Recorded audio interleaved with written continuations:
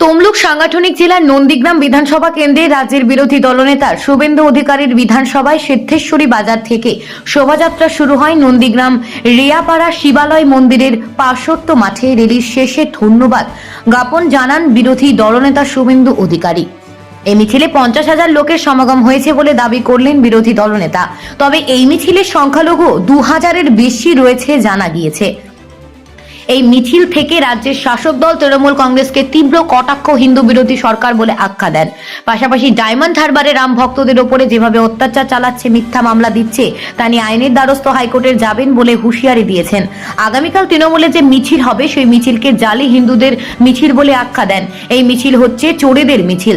বিপুল সমাগমকে ঘিরে শাসক দলকে তীব্র কটাক্ষ করলেন। মুখ্যমন্ত্রী যে মিছিল রয়েছে সেই মিছিল শেষ করার পরে পার্ক সার্কাসে গিয়ে নামাজ পড়বে, এমনটাই মন্তব্য করলেন রাজ্যের বিরোধী দলনেতা শুভেন্দু অধিকারী।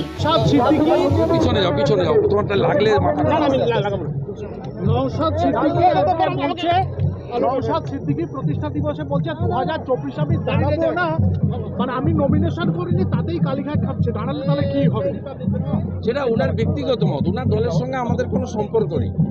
কিন্তু আমরা যেটা মনে করেছি যে সিপিএম কংগ্রেসের মতো কলকাতায় দোস্তি আর দিল্লিতে, কলকাতায় কুস্তি, দিল্লিতে দোস্তি।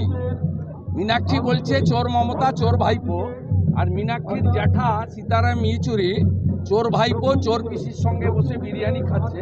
এই কাজটা অন্তত নওশাদ সিদ্দিকী বা তার পার্টি করছে না। তার পার্টির নীতির সঙ্গে বিজেপির কোনো সম্পর্ক নেই। আমরা তার নীতির বিরোধী এবং তার সঙ্গে আমাদের রাজনৈতিক লড়াই ছিল, আছে, থাকবে। এবং আমরা ডায়মন্ড হারবারে নওশাদ সিদ্দিকীকেও হারাবো এবং বিজেপি। দাদা, নওশাদ এও বলছে যে রাজ্যের যদি ভালো চান তাহলে অর্থ দপ্তরের দায়িত্ব 6 মাসের জন্য দিয়ে দিন, রাজ্যের অর্থনৈতিক অবস্থা পরিবর্তন কেমন হয় দেখিয়ে দেবো। সেটা সাংসদ হিসেবে, বিধায়ক হিসেবে তার 2 বছরের অভিজ্ঞতার ভিত্তিতে সে হয়তো বলে থাকতে পারে, এটা তার ব্যক্তিগত মত। কিন্তু রাজ্যের অর্থনৈতিক অবস্থা যে বেহাল, এটা বলার অপেক্ষা রাখে না। যে কোনো শিক্ষিত মানুষ 8 থেকে 80 সবাই বলবে রাজ্যের অর্থনৈতিক অবস্থা বেহাল। দেবাংশু ভট্টাচার্য বলছেন আমি এইসব কর্মচারীদের কথার উত্তর দিই না। 15,000 টাকা মাসে বেতন দেয় ভাইপো। নন্দীগ্রামে জমি আন্দোলনে আপনি হেঁটেছেন, রাজনীতিতে হেঁটেছেন, আজকের ইস্যুটা যেন একটু অন্য, সেখানে উন্মাদনা একটু অন্যরকম লাগছে। এই জন্য জালি হিন্দু মমতা ব্যানার্জিকে ধন্যবাদ। উনি যদি পশ্চিমবঙ্গে এই ধরনের বাধা না দিতেন, মানুষ এত রাস্তায় বেরোত না। ধন্যবাদ মমতা ব্যানার্জিকে। তিনি দাঙ্গা মিছিল, পশ্চিমবঙ্গে রাম নামের আপত্তি, পুজোর অনুমতি বন্ধ, পুলিশকে প্রশাসনকে নামিয়ে দেওয়া, ডায়মন্ড হারবারে 80 জনকে নোটিশ করা, রায়দিঘিতে মন্দিরে বোমা মারার ব্যবস্থা করা, এগুলো করছেন বলে, আর প্রত্যেক দিন ভগবান রামচন্দ্রকে আক্রমণ করছেন বলে, হিন্দুদের আক্রমণ করছেন বলে আমরা ডেকেছি 10,000, বেরিয়েছে 50,000।